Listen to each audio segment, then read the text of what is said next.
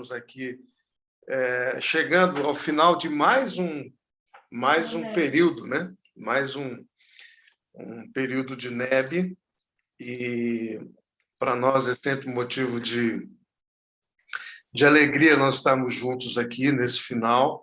Deixa eu me ajeitar aqui. E espero que vocês estejam também finalizando numa boa esse NEB de egos transformados. Eu espero que o seu ego esteja sendo transformado, que o meu e o seu ego estejamos, né, sendo transformados. E, no mais aí, como é que vocês estão? Alguém quer falar? Piada, como dizia meu pai, né, e minha mãe? E vamos orar e vamos começar, beleza? Vamos lá?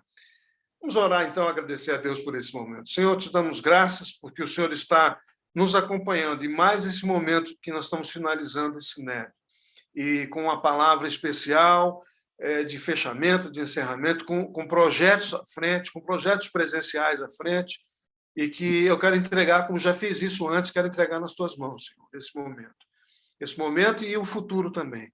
Os nossos planos são planos, mas a palavra certa vem do Senhor, e é assim que eu creio nisso, é assim que eu coloco-me nas tuas mãos, diante daquilo que o Senhor tem falado comigo, de portas que serão abertas, de ministérios que serão abertos, de possibilidades que o Senhor vai trazer pessoas para também nos ajudar. É o que nós oramos, e nós, já crendo na vitória do Senhor em todos esses planos, nós entregamos nas tuas mãos este momento aqui agora, em nome de Jesus. Amém e amém. Deixa eu me posicionar aqui, que eu estou meio tortinho. Vamos lá. Então, vamos ao nosso assunto principal, e esse assunto que hoje eu quero conversar com vocês é um assunto que me levou a pensar, né, a partir do livro do C.S. Lewis, Cristianismo Puro e Simples. Ele faz uma pergunta, né? Nós somos pessoas boas ou novas criaturas? E é com essa temática que eu quero que você abra a sua Bíblia lá em Mateus 15, 1 a 20. Eu vou ler aqui, para a gente agilizar a leitura, depois eu vou dar a oportunidade de você fazer outras leituras intermediárias, ok? Esse Mateus, repetindo, Mateus 15, 1 a 20, é importante que você acompanhe essa leitura, porque o tema está centrado exatamente dentro dessa questão. Diz assim: então alguns fariseus e mestres da lei, vindos de Jerusalém, foram a Jesus e perguntaram: por que os seus discípulos transgridem a tradição dos líderes religiosos, pois não lavam as mãos antes de comer? Jesus respondeu: e por que vocês transgridem o mandamento de Deus? Por causa da tradição de vocês. Pois Deus disse: honra teu pai e tua mãe, e quem amaldiçoar seu pai e sua mãe terá que ser executado. Mas vocês afirmam que se alguém disser a seu pai e sua mãe: qualquer ajuda que vocês poderiam receber de mim é uma oferta dedicada a Deus, ele não está mais obrigado a honrar o seu pai, e dessa forma vocês acabam, pela sua tradição, anulando a palavra de Deus. Versículo 7. Hipócritas, bem profetizou Isaías acerca de vocês, dizendo: este povo me honra com os lábios, mas o seu coração está longe de mim. Em vão me adoram, seus pensamentos, seus ensinamentos não passam de regras ensinadas por homens. E Jesus chamou para junto de si a multidão, e disse: ouçam e entendam. O que entra pela boca não torna o homem impuro, mas o que sai da sua boca, isto o torna impuro. Então os discípulos se aproximaram dele e perguntaram: sabes que os fariseus ficaram ofendidos quando ouviram isso? Ele respondeu: toda planta que meu Pai Celestial não plantou será arrancada pelas raízes. Deixa-nos, eles são guias cegos. Se um cego conduzir outro cego, ambos cairão no buraco. Então Pedro pediu-lhe: explica-nos a parábola. Será que vocês ainda não conseguem entender? Perguntou Jesus. Não percebe que o que entra pela boca vai para o estômago e mais tarde é expelido? Mas as coisas que saem da boca vêm do coração. As coisas que saem da boca vêm do coração. E são essas que tornam o homem impuro, pois do coração saem os maus pensamentos, Pois do coração saem os maus pensamentos, os homicídios, os adultérios, as imoralidades sexuais e outras, os roubos, os falsos testemunhos e as calúnias. Essas coisas tornam um homem impuro, mas o comer sem lavar as mãos não o faz impuro. Muito bem, queridos. Esse texto, quando nós olhamos para trazendo, né, contextualizando para esse tempo de hoje, para o século XXI, e pensando em termos de egos transformados, né, nesse momento final, essa porção do Evangelho de Jesus Cristo traz as próprias palavras dele e nos faz pensar em alguns exemplos do cotidiano. Exemplos que são similares, contextualizados, mas similares àquilo que o Senhor Jesus se reportou sobre os fariseus. Então, hoje, quantas pessoas, como os fariseus, só que num tempo do século XXI, quantas pessoas, quantos irmãos em Cristo estão falsificando algum documento para conseguir descontos? Estão usando uma carteira de convênio médico de outra pessoa para não pagar a consulta ou algum procedimento? Quantos estão colando na prova lá na escola, na faculdade? Quantos estão plagiando ou pagando alguém para fazer um trabalho de conclusão final de um curso, um TCC? Quantos estão propondo alguma vantagem para obter facilidades e escapar de alguma obrigação, talvez até com suborno? Quantos estão usando de artifícios para obter vantagens sem ter direito? Como aqueles fariseus. Quantos estão estacionando de maneira simples num lugar proibido? Quantos estão furando o sinal vermelho e sendo pegos pela câmera? Quantos estão sonegando impostos? Estamos num período de imposto de renda, né, de entrega de imposto de renda até maio. Quantos estão fazendo negócios escusos? Nós sabemos as respostas convincentes, entre aspas, para cada um desses jeitinhos brasileiros, né? E nós vamos perceber que, infelizmente, esse jeitinho brasileiro se tornou uma patente brasileira. E ele digamos, um orgulho nacional. O ego dos brasileiros se orgulha destas coisas. Nas redes sociais, você se cansa de ver vídeos com coisas assim e fazendo isso de forma elogiosa. Mas vamos parar para pensar honestamente. Qual é a esperança? Qual a esperança haverá para pessoas, para a sociedade brasileira, para as famílias e para as igrejas, com a cabeça pensante e com a atitude, o comportamento desta maneira, dessa categoria? Eu diria para você que não há esperança. Quantos gritaram slogans e palavras de ódio até pouco tempo atrás contra os desmandos da justiça e da política, né? E hoje, essas mesmas pessoas estão do lado sujo, fazendo igual ou pior. Realmente, quando nós paramos para pensar nisso, a gente precisa de uma mudança muito profunda. Não é só na economia, na política ou nos governantes. E aí vem a pergunta: nós somos pessoas boas diante de tudo isso? Ou novas criaturas?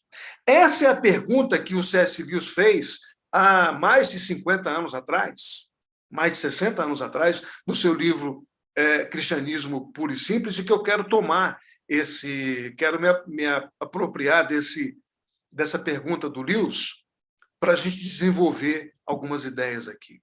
Ou seja, a mudança estrutural que nós precisamos é de coração, é de alma. Como disse Jesus naquele versículo, é do coração que procedem todas aquelas anomalias.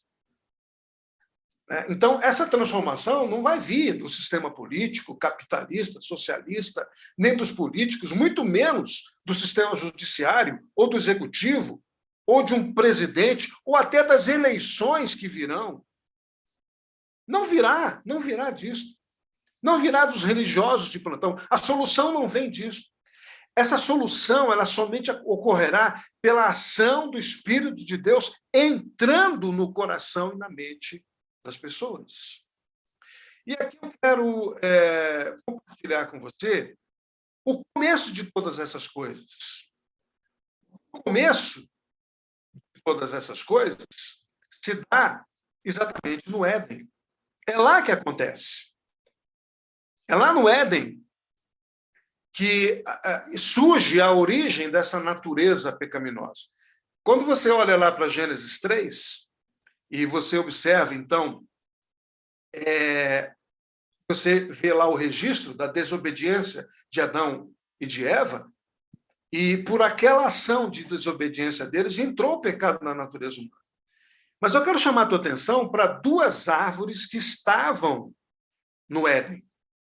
A árvore da vida e a árvore do conhecimento do bem e do mal. É aí, exatamente, que acontece a divisão, a bifurcação.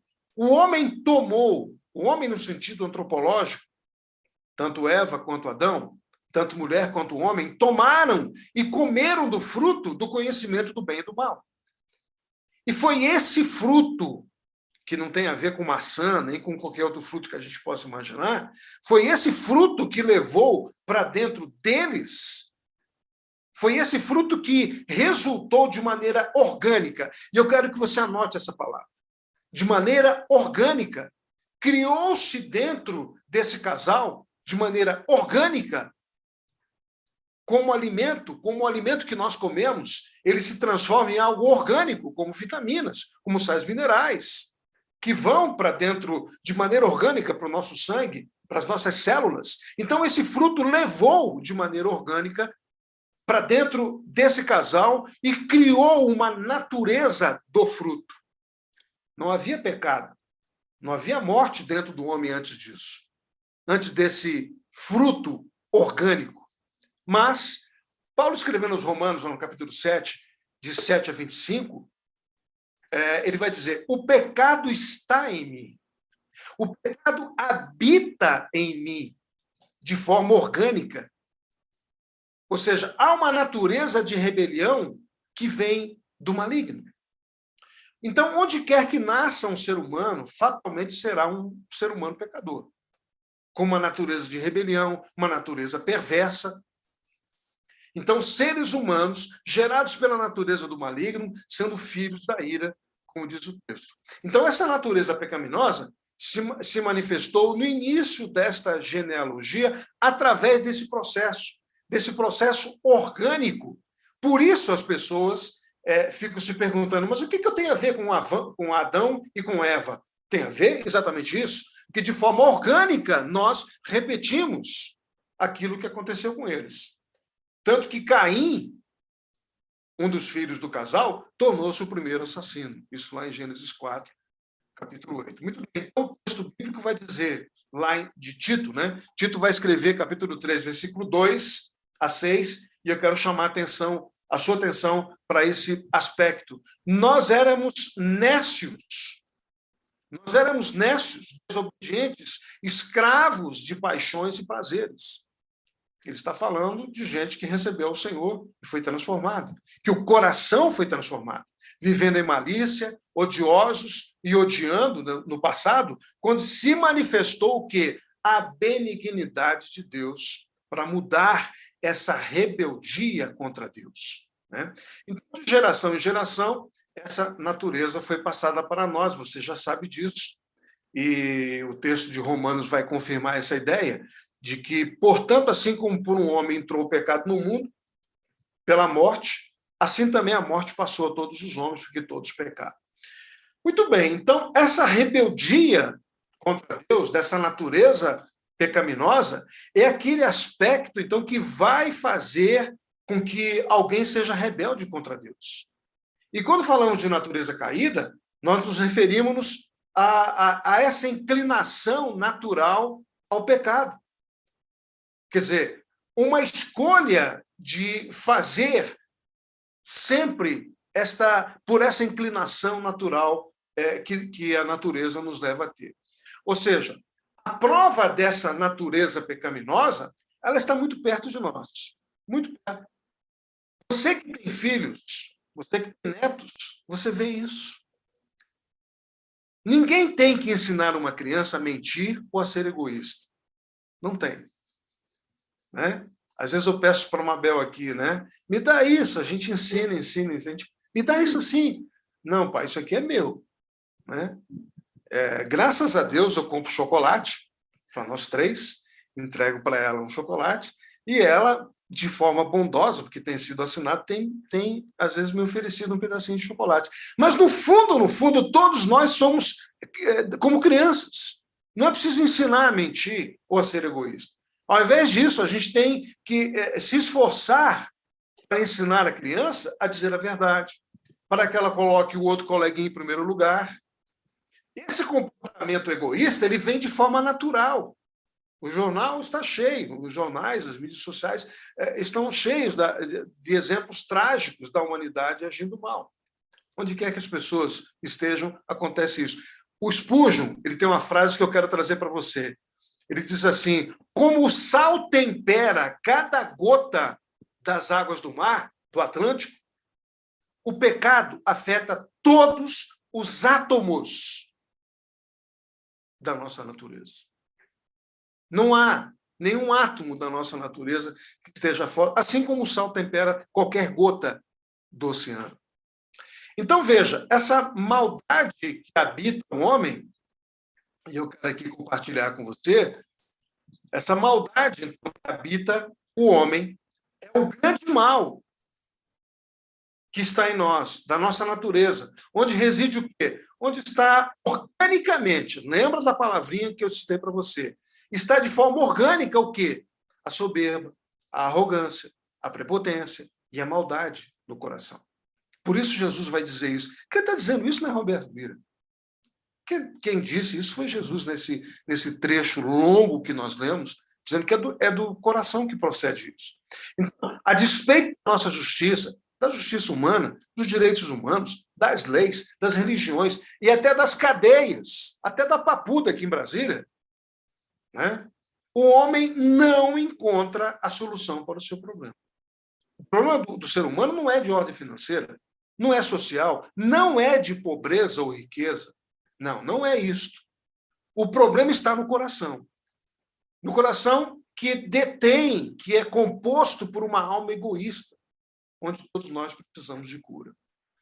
Então, a solução não acontece quando alguém troca de religião. Você que está me vendo aí pelo YouTube, saiba que não se trata de trocar de religião. Não se trata de mudar as pessoas de fora para dentro. Não se trata de mudar costumes, de roupas, de mudar o cabelo, de deixar de fazer isso ou aquilo, ou comer assim ou comer assado, ou de não comer carne na quaresma. Não se trata disso. Absolutamente não se trata disso. Até porque Paulo, escrevendo aos Romanos, lá no capítulo 14, versículo 17, ele vai dizer o seguinte, que o reino de Deus não é comida e nem bebida. Pelo contrário, ele é justiça, paz e alegria no Espírito Santo. Então, a solução, ela vem de Deus. Ela vem de Deus para não somente perdoar pecados. Queridos, nós estamos muito acostumados a pedir perdão pelos nossos pecados. Mesmo nós, cristãos, e devemos pedir perdão pelos nossos pecados. Mas nós estamos acostumados com isso. A repetir pecados, até pecado de estimação. O sangue de Jesus Cristo nos purifica e nos perdoa, sim, isso é verdade. Mas a grande salvação de Hebreus, que está descrita lá, não é apenas perdoar pecados, que continuam sendo praticados, evidentemente. A grande salvação não é um paliativo, não é um conta-gotas para ficar perdoando pecado todo santo dia. A salvação é uma solução de Deus para ser capaz de mudar a essência corrompida que está dentro de nós de forma orgânica. Aquela palavra que eu disse lá do início. Assim como transformou aquele fruto da árvore da ciência do bem e do mal, transformou o casal original, a solução do Cristo, do segundo Adão, é para mudar essa essência orgânica corrompida. O germe nocivo que está na alma.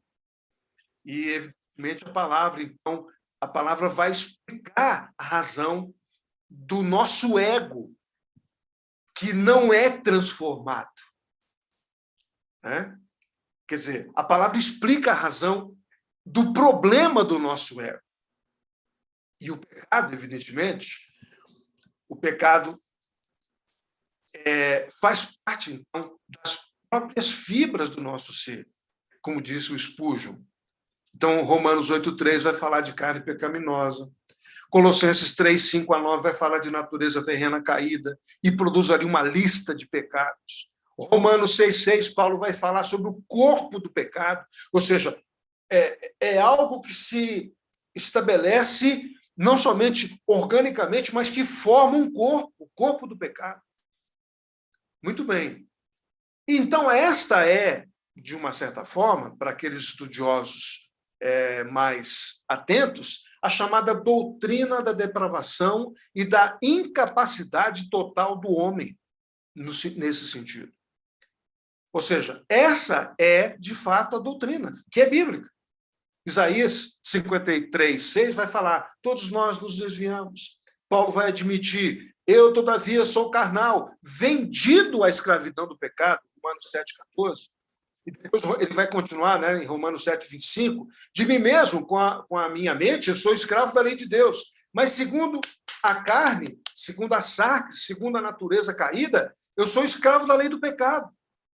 Salomão vai concordar, Eclesiastes 7:20, dizendo, não há homem não há homem justo sobre a terra que faça o bem e que não peque. Não há. Isso disse Salomão lá, né, nos seus escritos. E o apóstolo João vai bater o martelo em cima, pondo essa questão de uma maneira muito clara. 1 de João 1:8, dizendo, se nós quisermos, se nós dissermos, se você disser, se Roberto Lira disser que não tem pecado nenhum, a nós mesmos nos enganamos.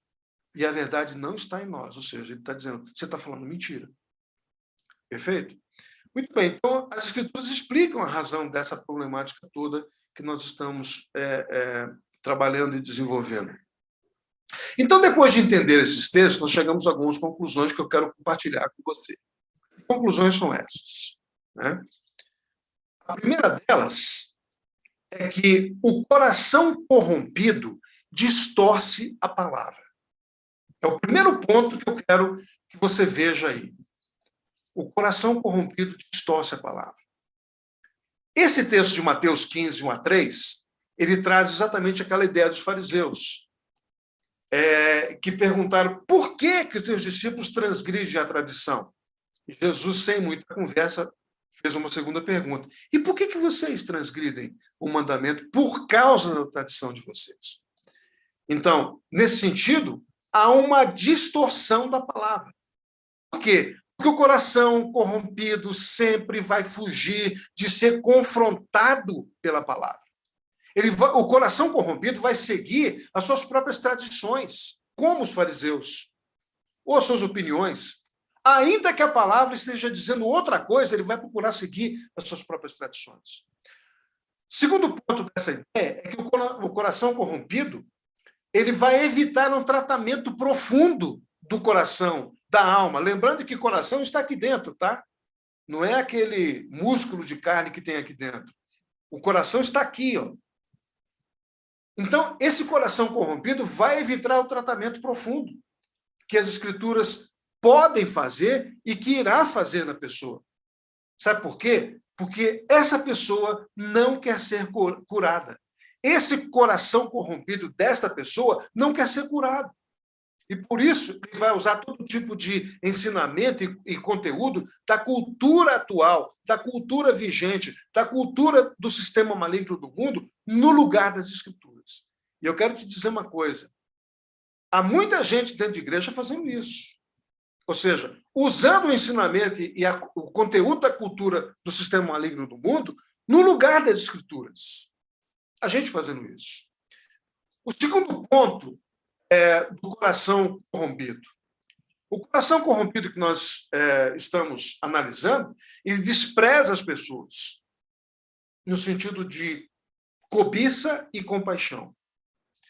O texto de Mateus 15, esse que nós lemos, ele vai dizer, honra teu pai e tua mãe, E quem amaldiçoar seu pai e sua mãe deverá ser executado. Mas os fariseus afirmavam, né, que se alguém disser à sua mãe: qualquer ajuda que vocês poderiam receber de mim é uma oferta dedicada ao Senhor, ele não estaria mais obrigado a honrar seu pai. Em outras palavras, os fariseus ensinavam que não precisaria ajudar, auxiliar seu pai e sua mãe financeiramente ou com algum tipo de bem, porque estavam oferecendo essa oferta ao Senhor. E isso era uma mentira. Ou seja, eles estavam ensinando um sistema em que o coração corrompido desprezava as pessoas, particularmente pai e mãe. Então, um coração corrompido sempre escolherá a cobiça. Isso é que nos ensina esse texto. Ele vai sempre escolher a cobiça para não exercitar o quê? A compaixão pelas pessoas. Em particular, por pai e por mãe. Hoje, isso eu acho que é muito comum. Você vê filhos que não querem tratar, não querem cuidar dos seus pais. E, às vezes, não é nem financeiramente, não. Por quê? Porque o amor dessas pessoas, ele é fiel a si mesmo, a si mesmos, fiel à sua própria cobiça. Então, ao invés de amar e de se dar pelo outro, ele vai buscar amar a si mesmo. É um amor egoísta. É um ego inflado egoísta que ama a si mesmo. E por isso que na vida pública e na vida privada existem tantos egos inflados, como nós acabamos de ver.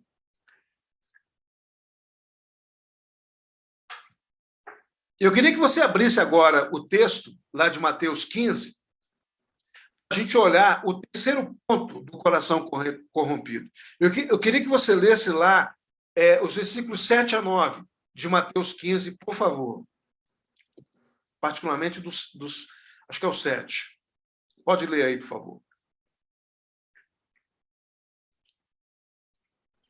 Hipócritas, bem profetizou Isaías a vosso respeito, dizendo: este povo se aproxima de mim com a sua boca e me honra com seus lábios, mas o seu coração está longe de mim. Mas em vão me adoram, ensinando doutrinas que são preceitos dos homens. Amém. Até aí. É exatamente esse ponto. Então, o coração, a base desse entendimento do versículo é: o coração corrompido deturpa os padrões. Por quê? Porque o coração corrompido se preocupa apenas com o seu comportamento, com as suas regras que são ditadas pela sociedade mundana. Então, é o que está dizendo exatamente a palavra que o Senhor disse a respeito do que profetizou, inclusive, Isaías, 700 anos antes de Cristo, né? Ou seja, o que esse coração está querendo demonstrar? Esse coração corrompido que deturpa os padrões. Ele quer parecer bem aos homens, às pessoas em geral. Esse coração cobiça o louvor, o elogio, o bater palma das pessoas, mesmo que seja com fingimento ou por hipocrisia. Mas ele quer ouvir o bater palmas. O comportamento desse coração corrompido é fruto, ou melhor, não é fruto de um coração sincero. É fruto da necessidade que esse coração tem de se perceber beneficiado de alguma forma. Então, veja que em tempos de egos transformados, há uma necessidade de se ter um nascimento, um novo nascimento, uma regeneração. E é através de Cristo que nós nascemos de novo.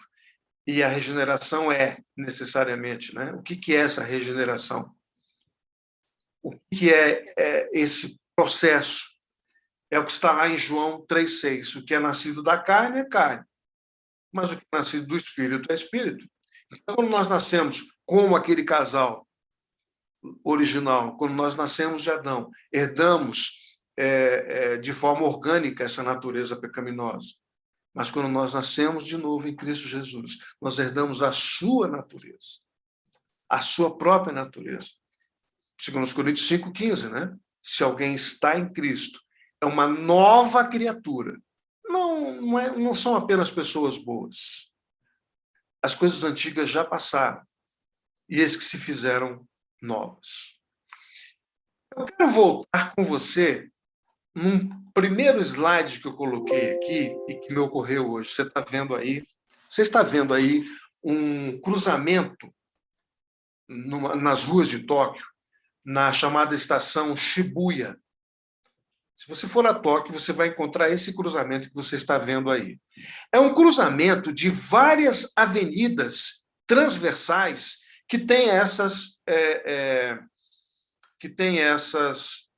tarjas brancas no chão, essa faixa de pedestres. E você está vendo aí os pedestres acumulados, todos lá nos seus lugares, nenhum trânsito de carros passando, e toda a multidão de gente parada lá esperando poder atravessar. Eu vi esse vídeo, eu gosto muito de ver vídeos de cidades pelo mundo, e me chamou a atenção esse vídeo da cidade de Tóquio. E eu diria para você, o povo japonês é um povo bom, muito bom, ordeiro, um povo que respeita, como você está vendo aqui, a faixa de pedestres, né? Não tem trânsito nenhum, não tem de carro nenhum passando, não tem ninguém correndo para atravessar. E aí me veio a pergunta, né? É um povo bom, certo? São pessoas boas. Mas a pergunta é, são novas criaturas? Então, essa é a pergunta que me veio na mente na hora que eu estava vendo esse vídeo, desse povo tão ordeiro, tão bom na sua essência, mas tão longe de Deus também. Tão longe desse processo de se tornarem novas criaturas, não apenas de serem pessoas boas. Muito bem. Então, eu queria chamar a sua atenção para o seguinte, que em tempos, né, de egos transformados, nós devemos entender que nós não perdemos a natureza pecaminosa que nós recebemos a Cristo. Esse povo japonês, eles, apesar de bons, eles têm uma natureza pecaminosa. A gente às vezes se engana com isso, e por isso a pergunta do Lewis. A Bíblia diz que o pecado permanece em nós, e que é uma luta contra essa velha natureza que quer se levantar de vez em quando, né? Enquanto nós estivermos aqui neste mundo. Paulo, inclusive, vai lamentar lá em Romanos 7, 15 a 25, e vai lamentar essa sua luta pessoal, e nessa luta pessoal contra essa natureza, ele diz que tem a ajuda divina. Quando você passa do capítulo 7 para o capítulo 8, ele vai dizer, mas graças a Deus por Jesus Cristo, nosso Senhor. Então, o Espírito de Deus habita em cada crente e fornece esse poder de que nós precisamos para vencer a atração do nosso ego, para vencer essa condição, né? Para vencer essa escolha da natureza pecaminosa que muitas vezes está em nós. Então, o que eu quero dizer é que todo aquele que é nascido de Deus não vive na prática do pecado, pois o que permanece nele é a divina semente. E o texto vai dizer, 1 de João 3,9, que esse não pode viver pecando, porque ele é nascido de Deus. Então veja que o plano final de Deus para nós é a santificação total.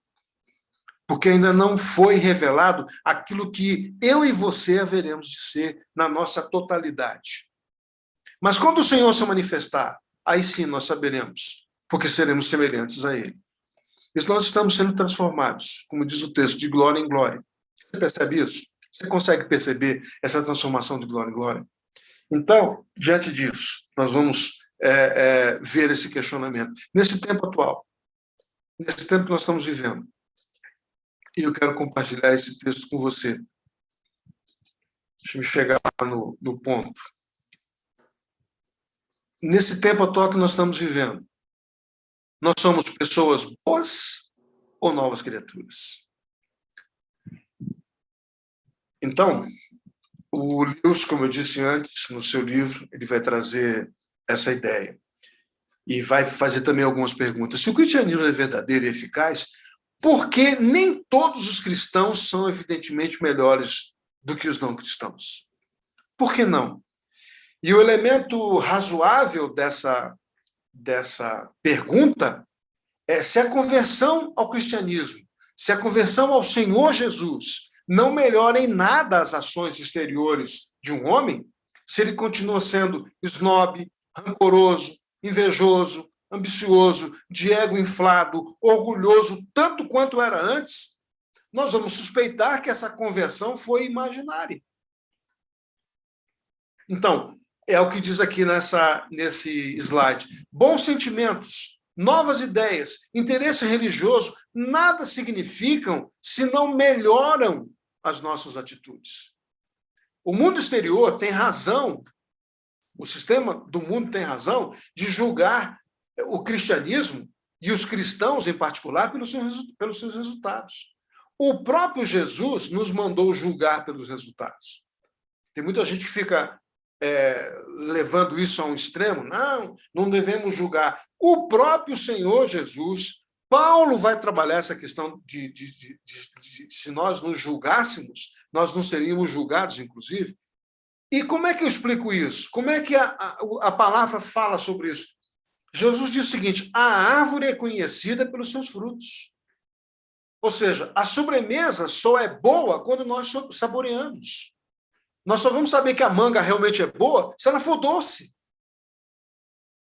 Não é? Nós vamos saber se a banana não está travando, não está travosa, quando nós experimentamos. Então, a árvore é conhecida pelos seus frutos. Então, quando nós, cristãos, nos comportamos mal, ou deixamos de nos comportar bem, vamos pegar por esse lado, fazemos com que o cristianismo, o evangelho de Jesus, perca credibilidade aos olhos do mundo. As nossas vidas descuidadas levam os ímpios a falar mal. E nós, então, damos motivos para que essas palavras sejam contra a verdade do evangelho. Então, veja que a verdadeira situação do mundo, do nosso mundo, ela é bem complexa, ela é bem complicada. No nosso país, há muita gente, existe um grande número de pessoas que estão deixando de ser verdadeiramente cristãs, mas que, ao mesmo tempo, se denominam como evangélicos, ou do universo gospel, como alguns dizem. É só você olhar os cantores e artistas da mídia social, que é um grande saco de gatos, né? E que muitos deles se dizem evangélicos, se dizem desse universo gospel. Existem também um outro tanto de pessoas que estão se tornando lentamente cristãs, embora elas ainda não se caracterizem desta forma. Existem pessoas que não aceitam todo o evangelho de Jesus Cristo, mas que estão sendo atraídas por ele. E por isso, até algumas delas não têm consciência de que estão sendo atraídas pelo evangelho do Senhor. É interessante isso.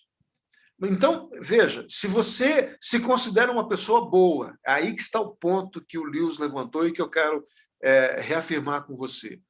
Se você se considera uma pessoa boa, se a virtude para você é algo fácil de realizar, ou as virtudes que Deus tem dado, né, cuidado, porque muito se espera daquele a quem foi muito dado. A quem muito foi dado, muito será cobrado. Então, se você atribui os seus próprios méritos, seus bons méritos, àquilo que, na verdade, foi uma dádiva de Deus para você, uma dádiva que o Senhor concedeu a você, né? E se você se contenta com o simples fato de ser uma pessoa boa, apenas e tão somente boa, você não passa de alguém que ainda está em rebeldia diante de Deus. Isso é um fato. Pessoas boas, o fato é que pessoas boas podem estar em rebeldia diante de Deus, mesmo sendo boas aos olhos humanos. Você entende isso? Então, um mundo de pessoas boazinhas, satisfeitas com sua própria vontade natural, bondade natural, né? Que existem pessoas, claro, existem muita gente sem Deus, muita gente ímpia, que não recebeu a Cristo, que são pessoas boas, no nosso olhar humano.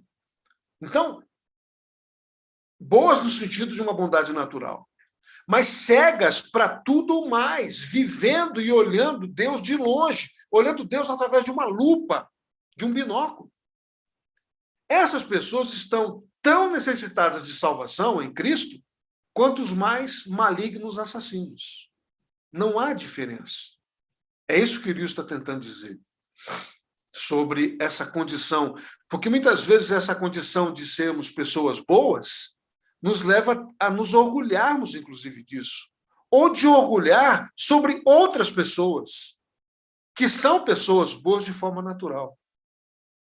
Então, veja, a simples melhoria das pessoas não é resultado da redenção da cruz, que foi ofertada na cruz por Jesus. Ainda que a redenção faça pessoas melhores, sim. Perfeito? Mas veja que a redenção da cruz não foi para fazer pessoas boas. Não necessariamente só isso. Quer dizer, ao final da caminhada com Cristo, quando nós chegarmos a um grau de aperfeiçoamento com Ele, de transformação com Ele, dessa condição orgânica nossa, e que ainda, muitas vezes, nós não conseguimos imaginar, mas no final dessa caminhada, nós seremos como Ele é, diz o texto. Então, Deus se fez homem. O Senhor Jesus encarnou para que criaturas se tornassem filhos dele, filhos de Deus, com a sua natureza, de forma orgânica. Não mais com aquela natureza orgânica do fruto da ciência e do conhecimento do bem e do mal. Não foi simplesmente para produzir homens e mulheres melhores, bonzinhos, de forma natural, mas para produzir novas criaturas, com novas identidades. Eu diria, com um novo país, com uma nova certidão de nascimento, que não é de um cartório terreno. Então, nós não devemos imaginar que as novas criaturas são todas iguais. Isso é interessante a gente pensar. Para nós nos tornarmos novas criaturas, nós temos que perder o que nós agora chamamos de nós mesmos. Você percebe? Nós temos que sair de nós mesmos, negar a nós mesmos e entrarmos em Cristo. Entrarmos de forma orgânica. E a vontade dele, então, tem que ser a nossa. E temos de pensar, então, os seus pensamentos. Como diz o texto, devemos ter a mente de Cristo. E se Cristo é só, e tem de estar, ele é um só, né? E tem de estar dentro de todos nós, acaso nós ficaremos todos iguais? Nós sabemos que essa semelhança com Cristo não nos faz soldadinhos de chumbo, como diria alguém no passado, fabricados em série como robôs, com respostas únicas sobre tudo e sobre todos. As novas criaturas são, cada caso, um caso. E eu vou citar alguns exemplos para você. Pedro e Paulo, completamente diferentes, novas criaturas em Cristo. Timóteo e Lucas, completamente diferentes, novas criaturas em Cristo. João, o único discípulo morto de morte natural, e Bartolomeu. Deixa eu te perguntar uma coisa. Você sabe alguma coisa sobre Bartolomeu, aquele discípulo de Jesus, né, que a gente não ouviu falar nada sobre ele depois de Atos 1, versículo 13? Você sabe quem é Bartolomeu? Pois é, nova criatura em Cristo. Mas completamente diferente de João, de Lucas, de Paulo, de Estevão. Todos novas criaturas em Cristo, mas completamente diferentes nas suas atuações, no seu prosseguimento no caminhar com Cristo. Então, todos eles são parecidos com Cristo, e todos eles novas criaturas com a sua própria condição, sua própria personalidade. E aqui eu quero me encaminhar para esse final, para essa conclusão, perguntando algumas questões para você, dizendo que a cura para o coração se dá com a troca do coração. Na verdade, não é uma cura, é uma troca. Pronto. É só para a gente poder entender. A cura para esse coração se dá com a troca do coração. É um transplante. Pronto. É um transplante. Mateus 15, 10, 14, esse texto que nós lemos, ele vai dizer, olha, toda planta que meu Pai Celestial não plantou será arrancada pelas raízes. Esse texto me chama muita atenção, porque existem plantas que o Pai Celestial não plantou. Quando nós vamos estudar sobre esse próximo Nébio, que trata das parábolas, uma das parábolas é a parábola do semeador. A gente vai estudar exatamente essa questão. Os 4 sintomas, as 4 condições que acontecem na semeadura da semente. E bate com isso aqui. Toda planta que meu Pai Celestial não plantou, ou seja, tem planta que o Pai Celestial não plantou, vai ser arrancada. Como o próprio Jesus estava se referindo aos fariseus, que eram os religiosos da época. Eram os religiosos, eram os crentes da época, eram os evangélicos da época, era o mundo gospel da época. E Jesus vai dizer, se um cego conduzir outro cego, ambos cairão no buraco. Deixem eles são guias de cegos. Mas todo aquele que é nascido de Deus não vive na prática do pecado, é o que vai dizer 1 de João 3,9. Mas o que permanece nele e tem a divina semente, essa regeneração, e mais do que isso, né, esse fator orgânico que faz com que não se viva mais pecando, porque é nascido de Deus. Então, não é mudando o comportamento de alguém que haverá mudanças estruturais. O comportamento de alguém pode ser ajustado, e é interessante isso, né? O comportamento pode ser ajustado às normas, aos padrões vigentes, mantendo-se com tudo o quê? Um coração mau. Ou seja, pessoas boas, um coração mau. Mantendo um coração que sempre está na espreita, aguardando a primeira oportunidade de mentir, de fingir, de matar, de furtar, de adulterar, de roubar, enfim, de praticar o pecado. Ainda que sejam pessoas boas. Portanto, a necessidade é transplante, tocar o coração para que se mude efetivamente a atitude, o comportamento. Por que disso? A atitude revela o coração. A boca fala do que o coração está cheio. Então, nós agimos segundo os desejos do nosso coração. Evidentemente, precisamos, então, abandonar, trocar o coração para que os ídolos que estão naquele coração pecaminoso sejam colocados de lado.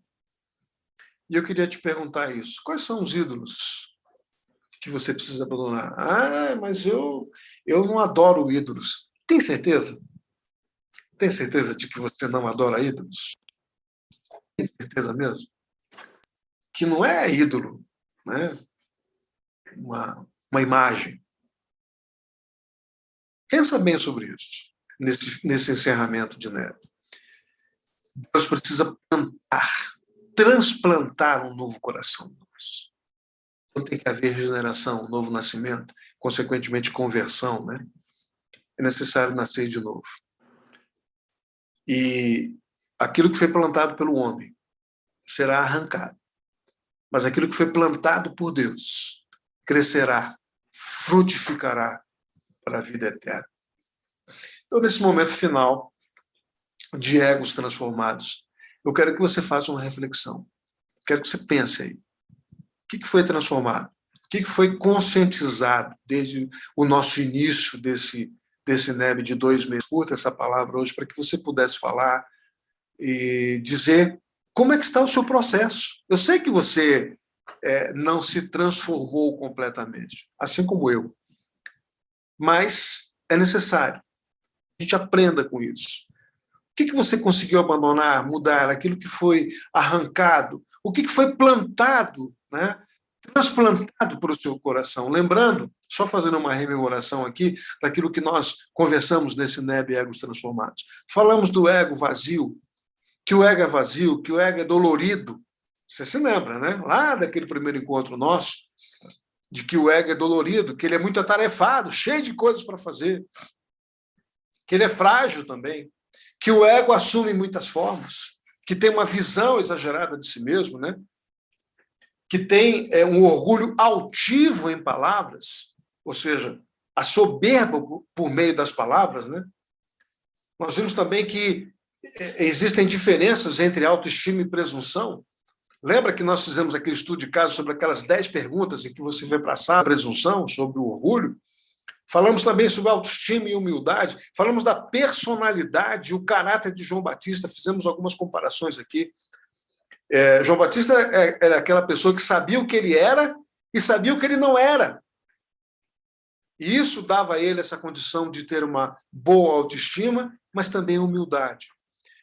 Falamos do espírito luciferiano, do orgulho, da soberba da vida, gente que se acha o máximo, né? Esse espírito luciferiano, então. Muito bem. Falamos também, mais recentemente, daquele diário da última semana de Jesus, o pão sem fermento. Falamos da ceia, os discípulos ainda pensando em poder político, em poder e sucesso, o chamado lava-pés de Jesus. Jesus tinha o direito de se irar e de se ofender. O que a Páscoa nos ensina? O que a Páscoa nos ensinou nesse sentido? O abatimento, a vergonha dos discípulos, que também muitas vezes é a nossa vergonha, o nosso abatimento, né? E a pergunta final que eu te faço nessa noite: somos pessoas boas? Somos um povo bom? Somos gente boa? Ou somos novas criaturas em Cristo? E eu quero encerrar, antes de dar a palavra a vós, como disse Jesus. Eu quero orar com você e vou passar a palavra para vocês estarem falando sobre isso, fazendo essa avaliação, ok? Senhor, nós te damos graças, te louvamos porque estamos na tua presença neste momento de encerramento do NEB e que os nossos egos estejam sendo transformados, em particular no meu, Senhor. Ó Deus, que o meu orgulho, a minha vaidade, ó Deus, a minha maneira de ser seja trabalhada pelo Senhor através da sua palavra, daquilo que nós estivemos ensinando e ministrando primeiramente para nós. Abençoa o teu povo que está aqui nesta noite. Aquele povo que ainda vai ver este vídeo e que também receberá, ó Deus, da tua ministração. Trata e cuida desse tempo difícil que vivemos, tempo de egos, tempo de soberba, tempo de orgulho, tempo de autoestima muitas vezes exacerbada. Cuida de nós e nos ajude a sermos equilibrados, como foi João Batista, como foi o Senhor aqui também. É o que nós oramos em nome de Jesus. Amém e amém.